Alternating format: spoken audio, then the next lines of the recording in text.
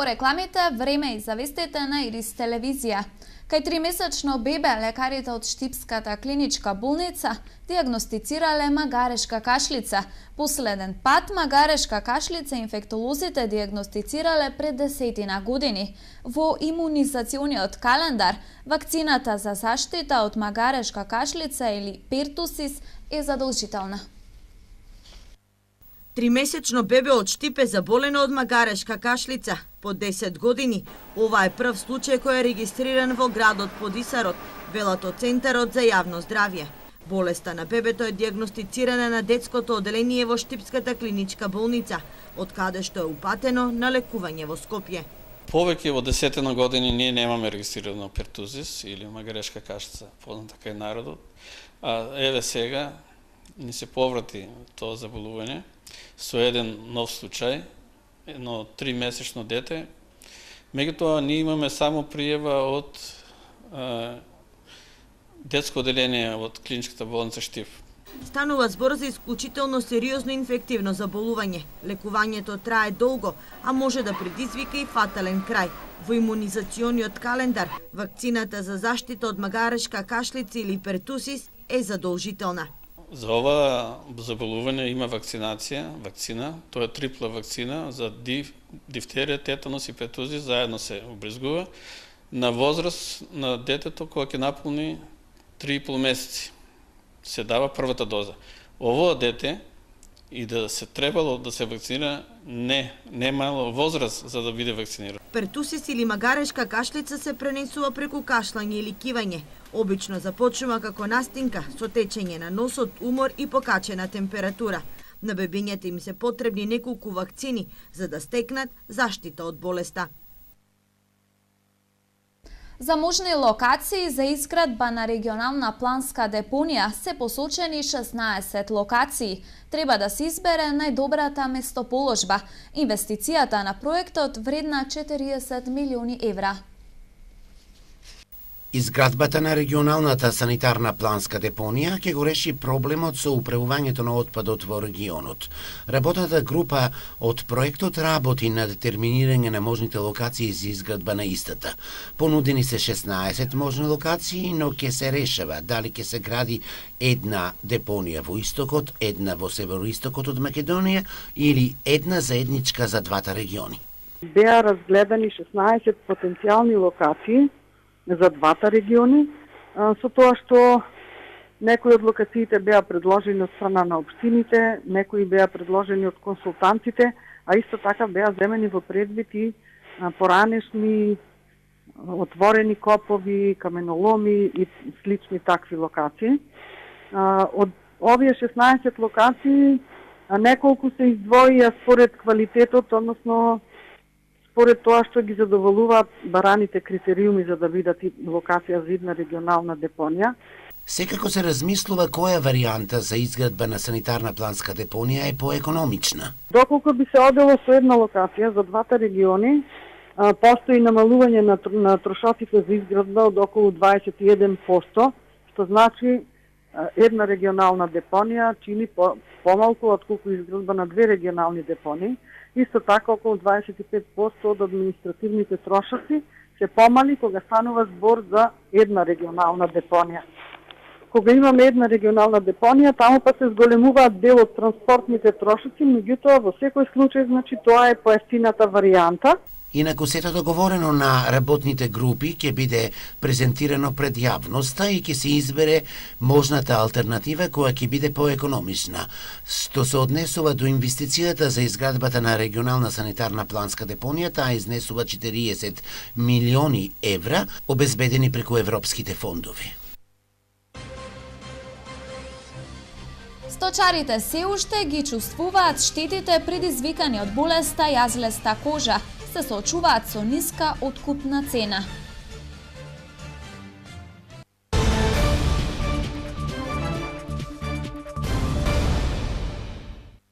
Подпишан договорот за реконструкција на тушевите во градската бања Кежувица. Средствата ги обезбеди Центарот за развој на источно-планскиот регион, а станува збор за грант од 20.000 швајцарски франци од Швајцарската агенција за развој и соработка.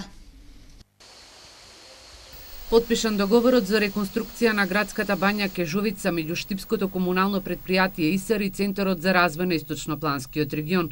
Средствата од 20.000 швајцарски франци се грант од Швајцарската агенција за развој и соработка.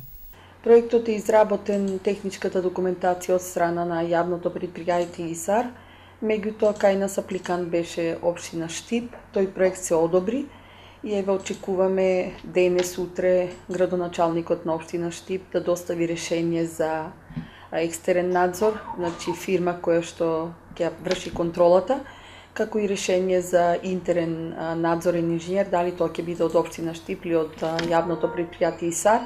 Директорот на јавното предпријатие ИСАР Ангел Бојаджиев појаснува дека овие средства ќе се искористат за реконструкција на тушевите, каде што половина век не е инвестирано. Штипјани и гостите кои доаѓаат во градската бања Кежовица ќе имаат современи услови во одделот тушеви. Со овој грант ќе се смени санитаријата, плочките, електрониката, водоводната мрежа, а ќе има нови чешми и тушеви. Реконструкцијата во овој оддел ќе трае 1 месец. Директорката на Центарот за развој на Источнопланскиот регион Здравева соопшти дека од денеска почна изградбата на регионалниот пат до планинарскиот дом Вртешка. Парите за овој проект се обезбедени од Бирото за регионален развој. Во првата фаза ќе бидат асфалтирани 1 километар и 300 метри. За наредната година се предвидува и останатите над 1 километар да се асфалтираат. Само двајца млади земјоделци од Штипско и Карбинско ќе можат да отпочнат земјоделски бизнис од државна помош. Лани државата ги поддржа проектите на 8 млади земјоделци во регионот. Од 52 апликанти кои се пријавија на огласот за млад земјоделец од Штипскиот регион, само двајца ќе добијат неповратна финансиска поддршка. За реализација на нивните бизнис проекти во следниве 3 години ќе добијат неповратни 10.000 евра од државата. Првиот млад земјоделец ќе реализира инвестиции во сточарството, другиот во оризарството. Лани државна помош за свое земјоделско стопанство аплицира и добија 8 млади земјоделци во Штипско и Карбинско. Во последниве години интересот за оваа мерка е се поголем, но средствата ограничени. Кој сака да работи, има работа, да. До 35 години треба да размислат и да си ја тражат работата у Македонија. Екзистенција има, велики? Има, ако кој сака да работи. Почнавме со 20 на апликации на почетокот, веќе оваа година 1800, 2012 година беше првиот оглас, оваа година веќе имаме 1800 апликации. На почетокот на годината од програмата 50-50 се аплицираше и за набавка на нова земјоделска механизација. Се пријавија 50 земјоделци, а повратни средства од државата за нов трактор во Штипско ќе добие само земјоделец во село Радање.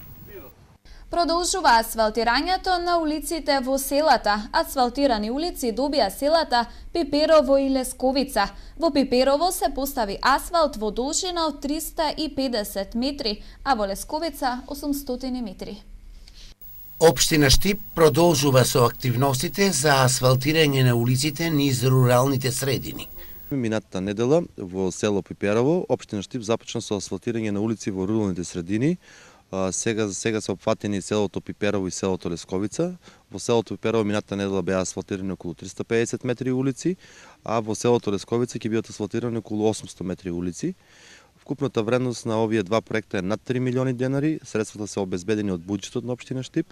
Минатата година во село Лесковица беа асфалтирани 1500 метри улици, кои што беа финансирани од Агенцијата за финансиска поддршка во земјоделието и рурален развој.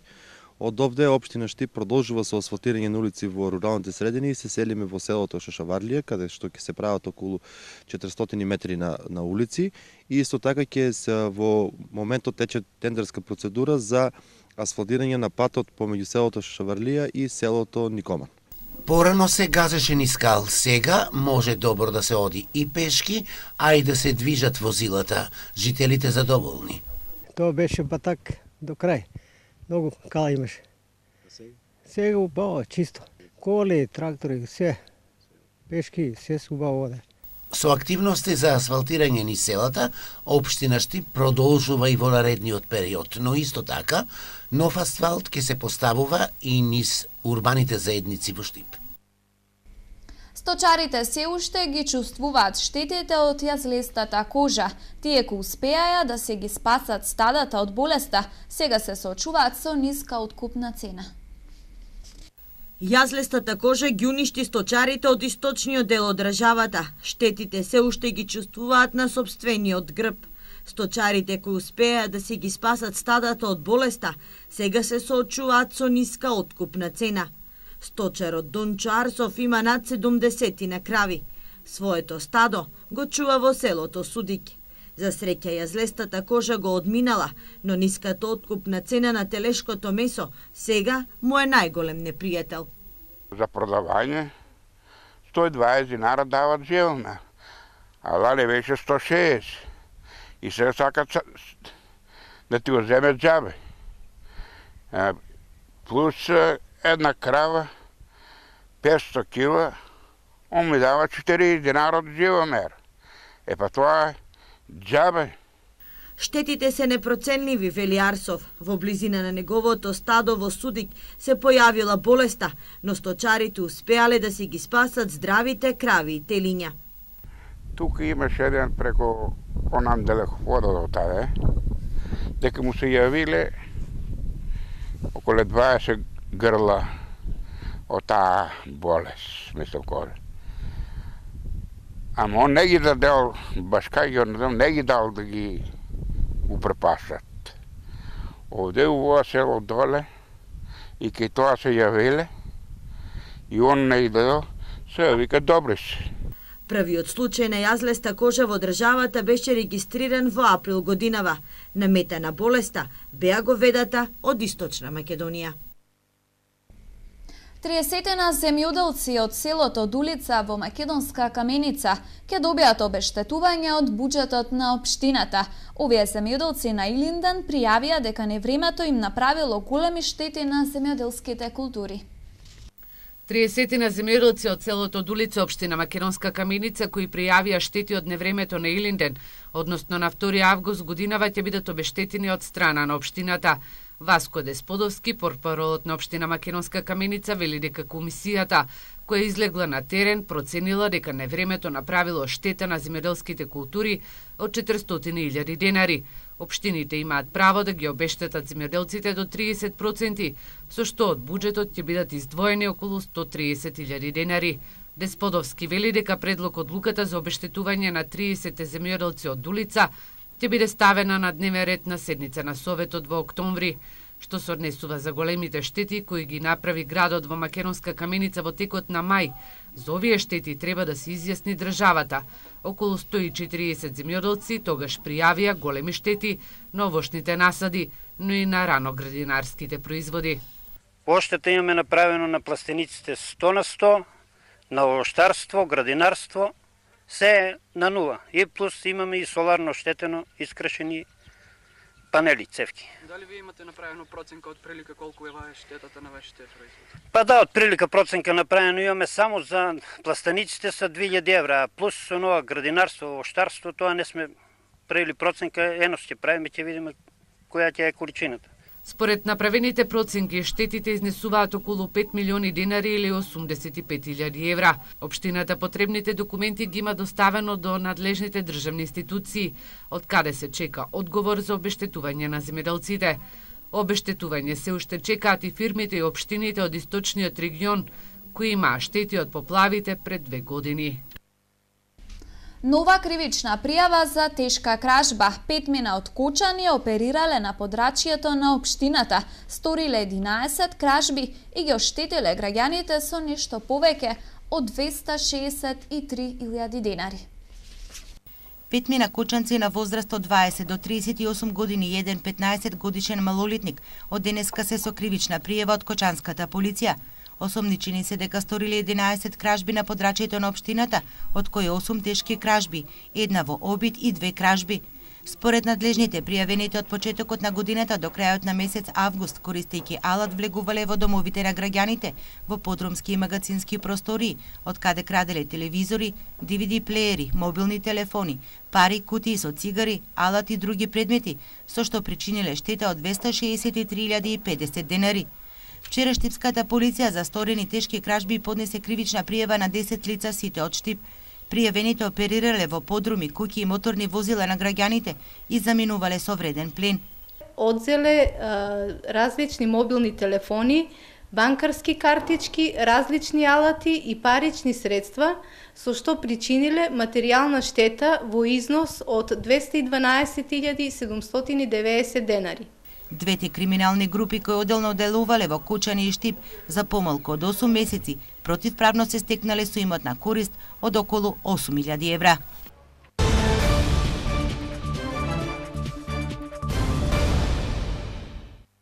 Фудбалските праволигаши утре среда ќе ги одиграат надпреварите од вонредно 8 коло. Екипата на Брегалница во Кучани ќе биде домаќин на Македонија Ѓорче Петров.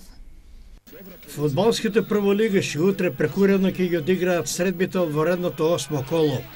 Екипата на Брегалница во Кучани ќе биде повторно домаќин, овој пат на екипата на Македонија Ѓорче Петров.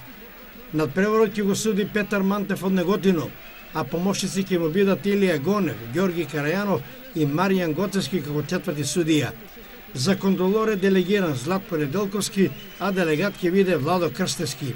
Еве ги комплетните парови за ова 8 првенствено коло. Шкендија Ренова, Вардар Пелистер, Победа Работнички, Шкупи Силекс и Брегалница Македонија Ѓорче Петров. Сите надпревари ќе се одиграат во среда 28 септември со нов термин на почеток во 15 часот. Штипските табладжи успешно се представија на турнирот што се одржа во чест на тиквешкиот Гроздобер. Од 9 штипјани, еден успеа да стигне до второто место. Во организација на градоначалникот и локалната самоуправа на градот Кавадарци се одржа традиционалниот турнир во табла, наречен Тиквешки Гроздобер 2016. Вкупно настапија 46 преварувачи, меѓу кои и 9 штипјани.